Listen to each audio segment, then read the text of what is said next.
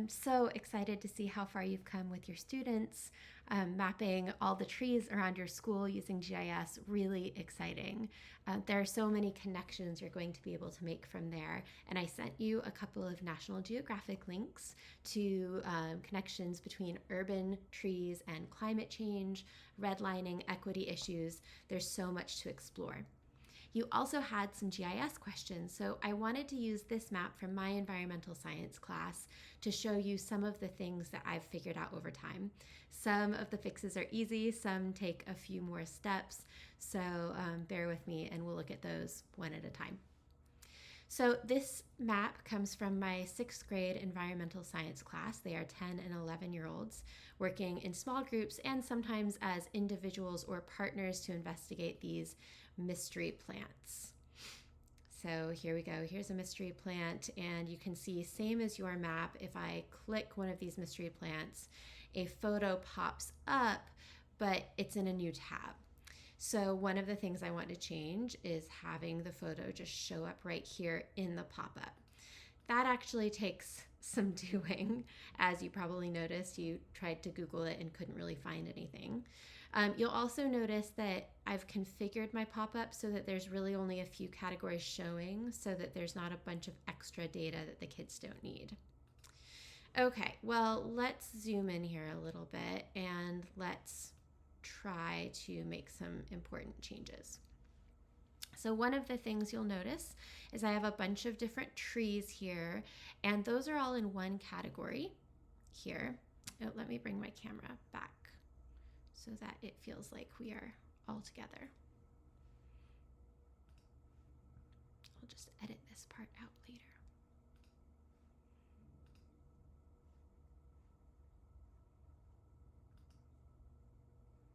Yeah, that whole float on top thing would be really useful, but I can't seem to figure that out. Okay, so I have this category called significant trees, as you can see here in my legend, and it is part of my much larger collection of field notes points. So this is one feature layer, that's what we call it, that has a bunch of different attributes inside of it that my students have created.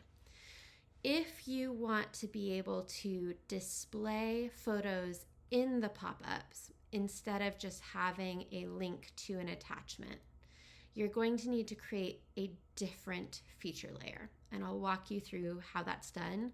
And once you've done it a few times, I think you'll find that it's not too hard, but it's definitely not something that I lead the students through. Instead, I do this on the back end, and then I give them all the power to collect the data and make it look pretty.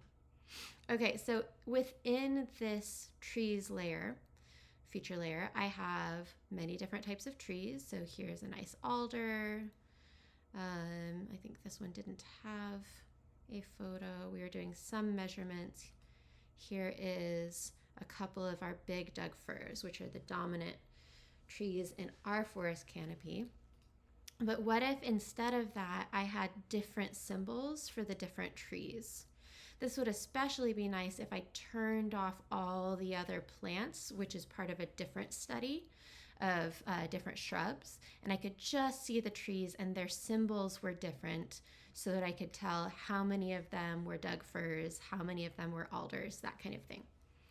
Well, we can do that, and the way to do that is we need to create new feature layers. So we are going to go all the way outside of this map, and we're going to go to content. Okay, and I already made this earlier because I was testing it, but we're going to go through the whole process. We're going to go to new item, and we're going to create a feature layer. Now there are tons of different built-in options, and these can be a little bit overwhelming. Sometimes I use the field notes option just because I like some of the properties that are in there, but we can customize all of that. You may be tempted to look at forestry or environment, because that is very much related to what you're doing.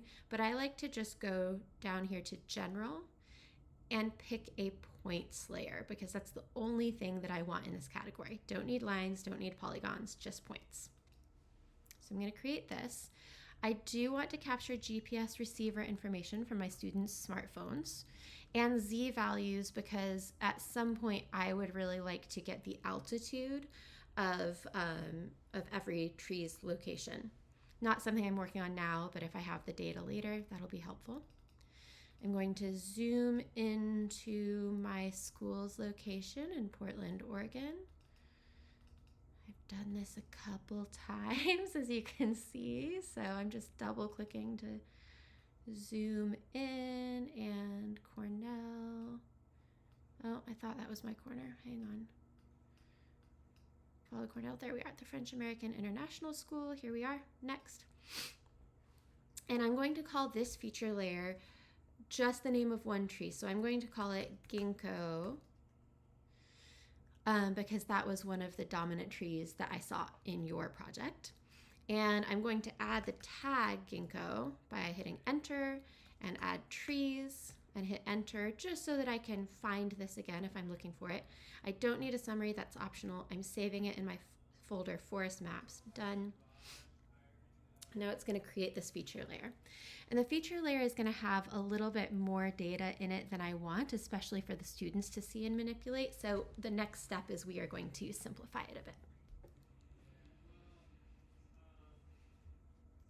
Okay, so up here you can see that this new feature layer, here it is, has a couple of tabs. I'm going to go straight to the data tab because this is where I can see all the different fields that are automatically baked into this layer.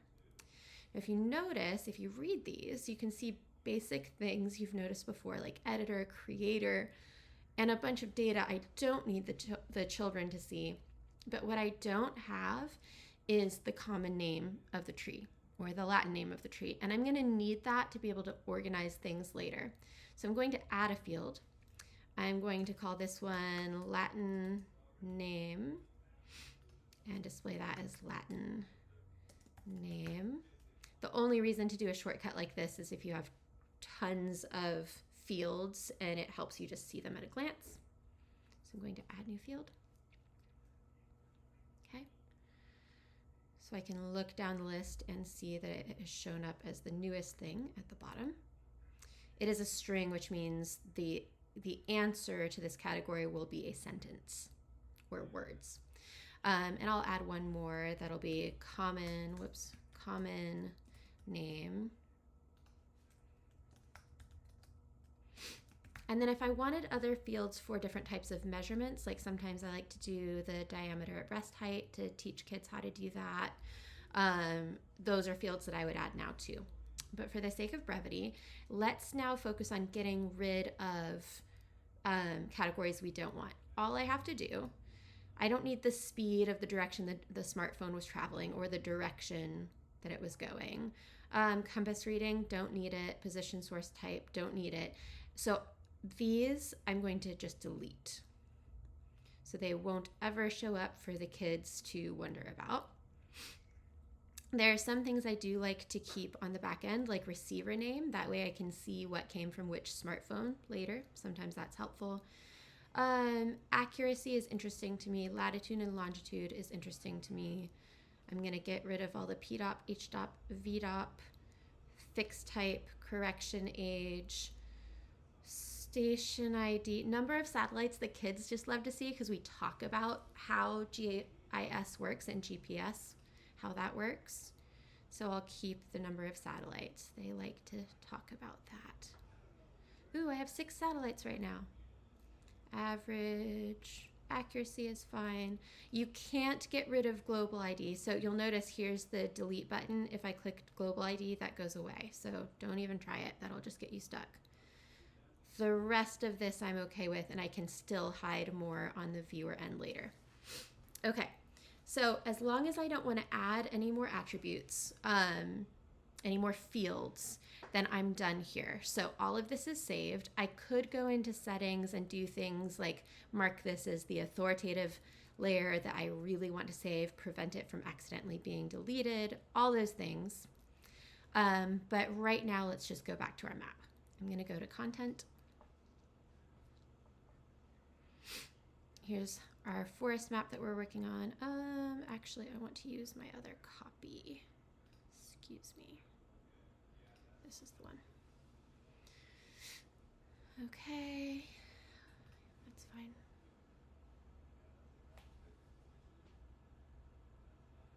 Here we are in our beautiful map. I'm going to zoom in a little bit. Okay, so forgive me if you already know this, but now what I'm going to do is I'm going to add that feature layer that we just created. So I'm going to say search for layers.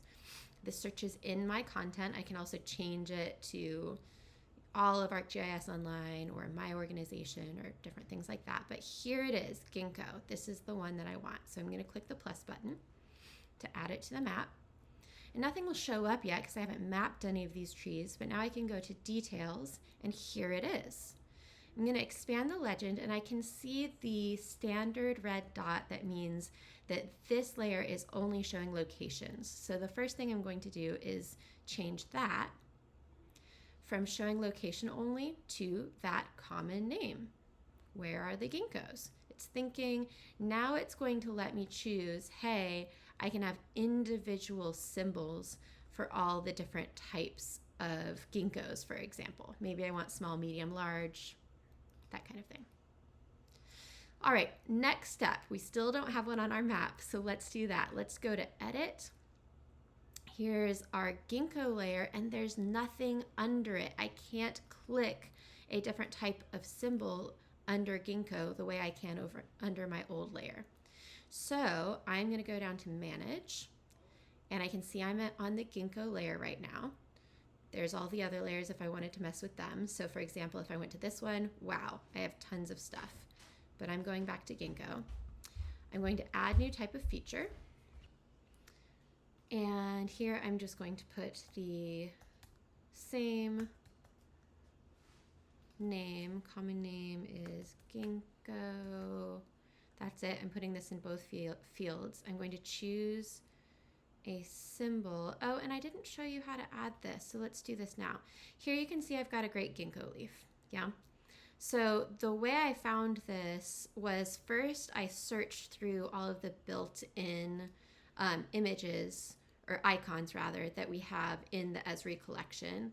And generally for these kinds of projects, I like to search in outdoor recreation, which is a little bit cartoonish, but the students really like it.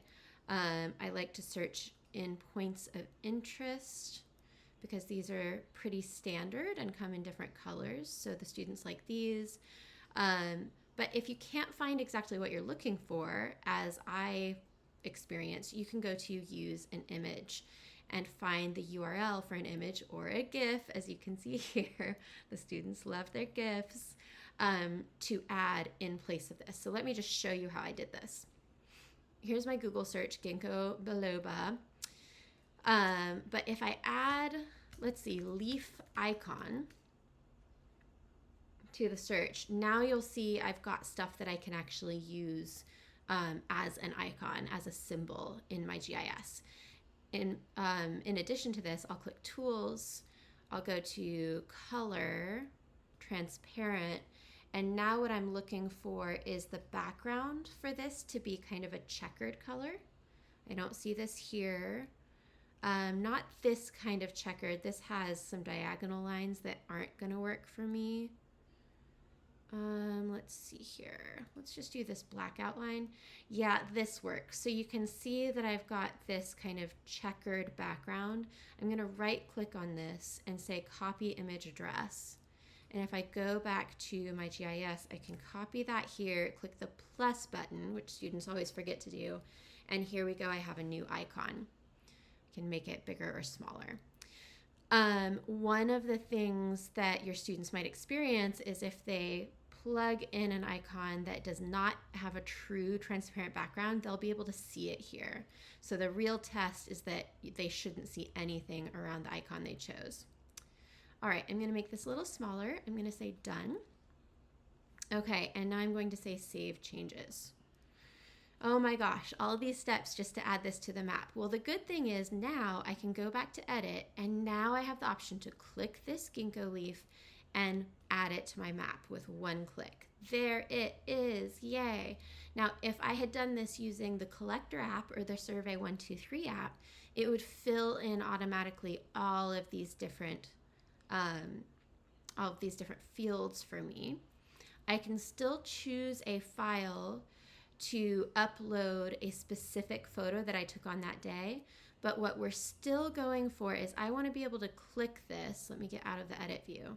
I want to be able to click this and see a limited number of fields, and I want to be able to see a picture that pops up every time so I can tell, yes, I'm looking at a ginkgo biloba. Okay. So the way we do this is we go to our new layer, we click the three dots, the ellipsis, and go to Configure Popup.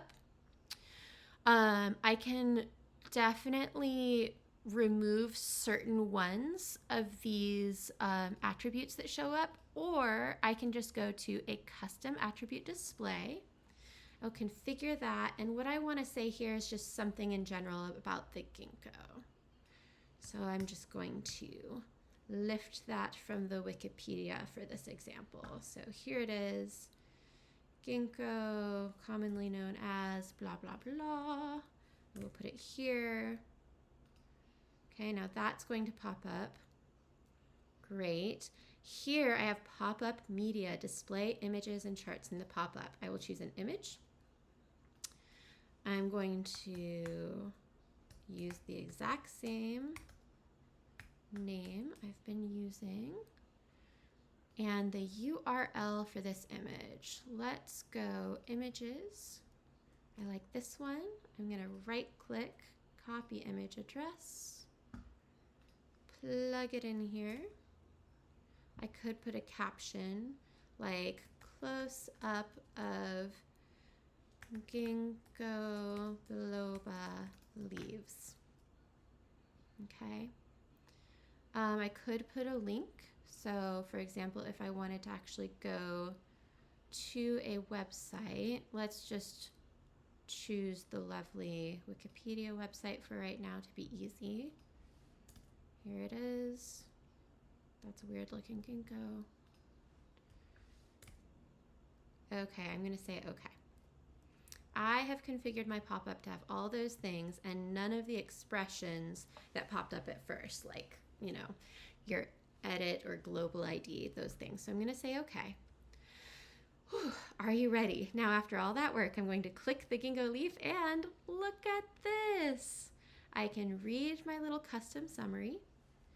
I have a label, close-up of ginkgo biloba leaves. I could add more images here if I wanted to, so I could do the full-size tree along with this one.